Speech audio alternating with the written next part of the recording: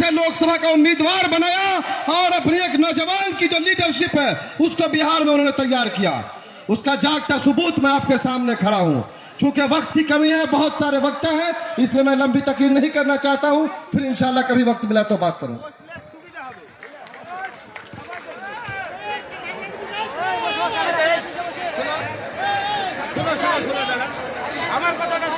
Hello, এবারে আপনাদের সামনে বক্তব্য রাখবেন আসাদুল শেখ, মিম পার্টির মুর্শিদাবাদ জেলা সভাপতি। সংক্ষিপ্ত বক্তব্য রাখবেন। আসসালামু আলাইকুম। সময় কম, মঞ্চে আমাদের বসে আছেন মুর্শিদাবাদের জেলার নতুন করে আমরা নবাব পেয়েছি হুমায়ুন কবির সাহেবকে।